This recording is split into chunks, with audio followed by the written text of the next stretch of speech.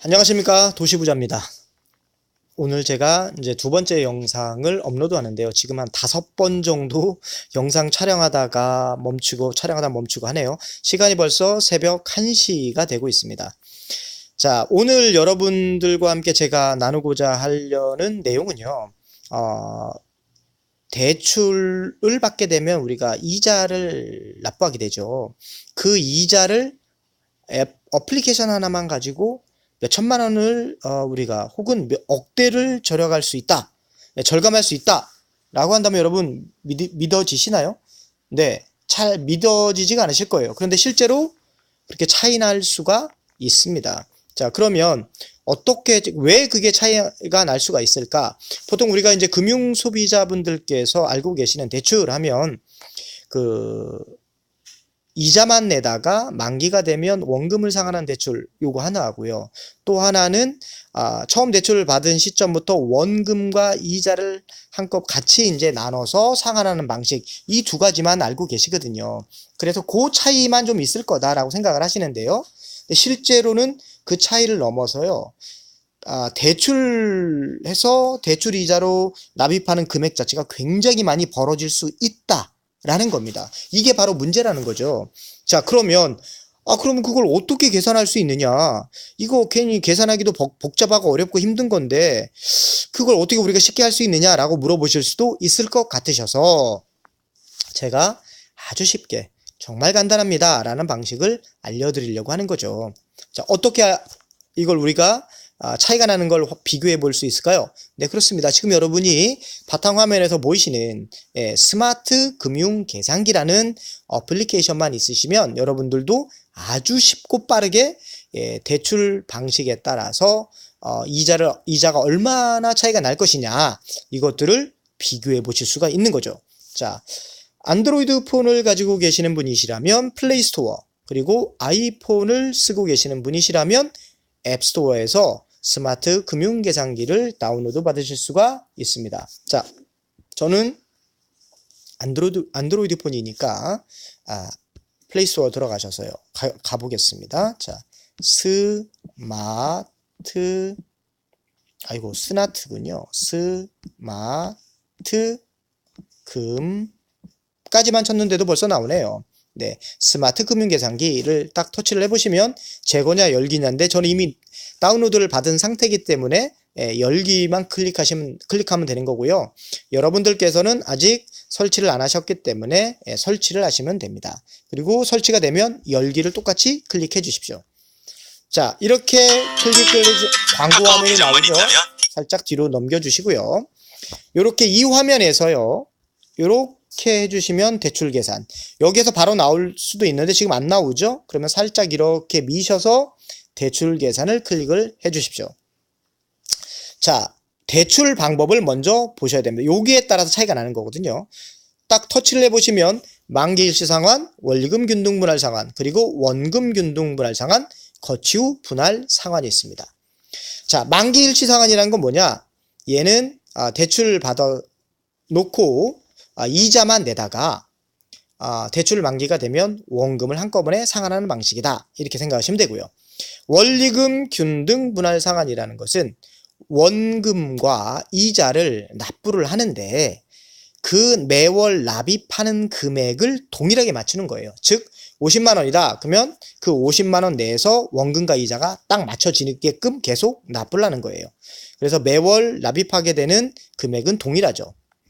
세 번째로 원금 균등 분할 상환이 있습니다. 얘는 이자와 관계없이 원금을 매월 균등하게 상환하는 조건의 대출입니다.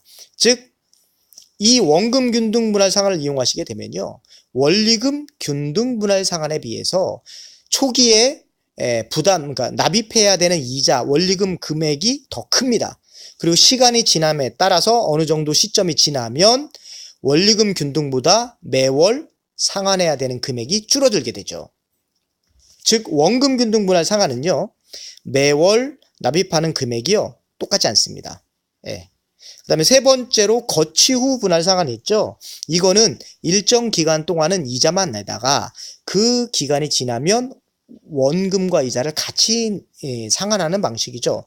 보통 우리가 뭐 3년 거치 분할 상환이다. 그러면 3년 동안은 이자만 내고 그 이후부터 원금과 이자를 분할해서 납입하는 그런 대출 방식이다 생각하시면 됩니다. 자, 그럼 제일 먼저 만기 일시 상환을 선택을 하시고요. 그 다음에 대출 원금에다가 1억 원을 한번 입력을 해보겠습니다. 대출 기간은 10년이니까 120개월로 맞춰보시고요. 대출 금리는 한 4% 정도로 한번 맞춰보겠습니다. 그러면 결과를 한번 보실까요? 결과 보시면 총 이자 금액이 얼마인가요? 3,999만 9,960원, 약 4천만 원이 됩니다. 매월 납입하는 이자는 동일하죠. 33만 3,333원이 되겠죠. 이자가 굉장히 많네요. 자, 다시 뒤로 가기를 터치를 해보겠습니다.